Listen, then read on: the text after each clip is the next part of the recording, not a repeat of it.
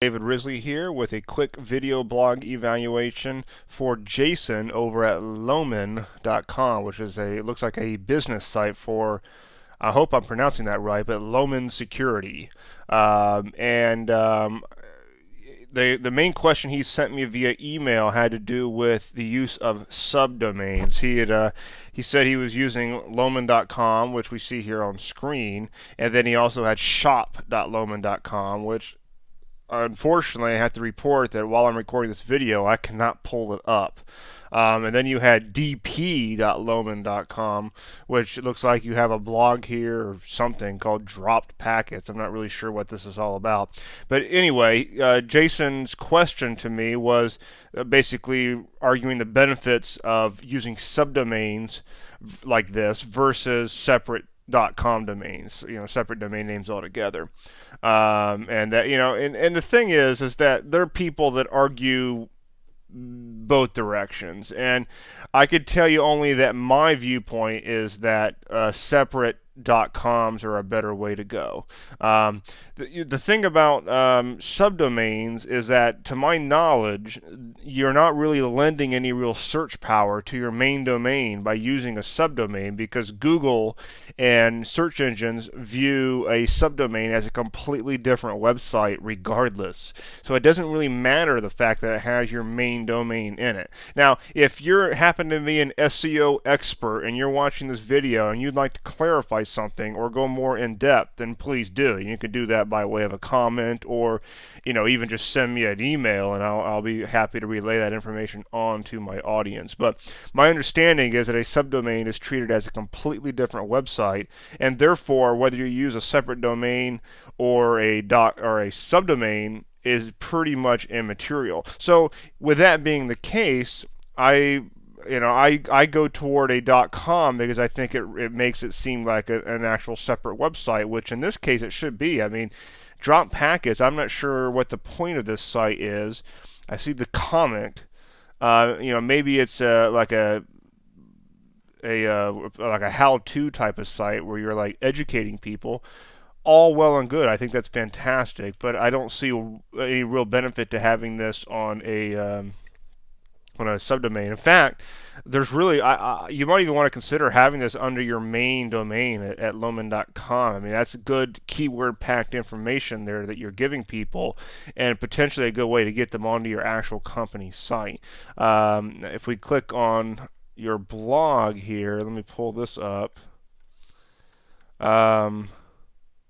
All right, so you got the blog going on. That's fine, but I think that you could easily have whatever you want to call it here, but have a section of this site at Lomin.com where you have that information from drop packets. I don't think you need to separate it off. I don't really, if it has to do with educational information, which is going to potentially be a lead magnet into your actual company, then I don't see why you would separate it off to this degree like this. So with that being said, on your actual site, I mean, it looks like a typical business site. I think that's fine. It's good that I could tell exactly what you're all about. You're a computer network defense company. If your purpose is to get leads, I think the site should be a little bit more focused on actually getting said leads. Right now, it's you got this big blob of content here, which if you're not already, I'm assuming your target audience is already pretty clued in with the terminology. In which case you're fine. But just speaking from a layman's point of view, I don't know what any of this stuff is. SimCD and OSSIM, blah, blah, blah. So if your target audience knows what those are, cool. If they don't, or there's a good possibility that they don't, you might want to ease up on the terminology, maybe include a glossary in here where you can define them, because if you give them words that they don't understand, that's the easiest way to send them away, because they're going to just leave because they don't understand what your site is all about. The other thing too is it looks a little weird the way that you have your font set up, because you've got like italics and bold all mixed in there, and I don't really see any rhyme or reason to it other than the fact that you think you're trying to get to add emphasis to your keywords for search purposes. But it looks a little weird. It almost looks like you're using different fonts. So if it is indeed for search purposes, my recommendation would be that you target human beings first, and don't do anything for search that makes it look weird for actual people with regular eyeballs. So take that into account. And then just as a lead magnet, when I come to the site, I'm not being steered any way that would actually lead to me contacting this company.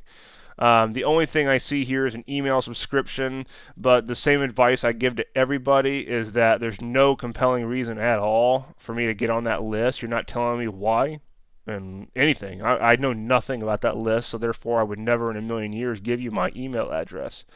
I don't care who manages your emails. So I mean, it's like give me a reason to be on your list, and if that is important for your business that people get onto your email list, then make this the focus of this landing page. Don't make it so lame and focus on all this stuff which potentially has a lot of words that people may not understand. You're really going to probably experience a pretty high bounce rate on this page because you're not giving them anything compelling to do. The most compelling thing on this whole site is your header and maybe this graphic down here, this little banner, but that's it. So let's see. Please purchase the Sim CD user manual. Yeah, I mean you use the word Sim CD so much. I'm assuming that your target audience knows full well what that is. So I'm at a bit of a disadvantage in that I don't. So I don't want to sit here and sound like an idiot, but hopefully I gave you a few pointers in that regard. It's all about what your goal to the page is and how you're funneling them there once they get here. So decide what your goal is. It's not that important that you have an online pamphlet. It's more important that when they get here that they know what it is that you do, what you offer, and how they can get in touch with you. And a contact us thing up here, especially one with a drop down menu, is not really enough. If this information here, this contact information, is the most important thing of your site, then you need to make this stuff all over the place and this email thing all over the place, and don't, everything else should be fairly secondary to that. So hopefully that helped you out, Jason. If you have any more specific questions for me, feel free to shoot me an email.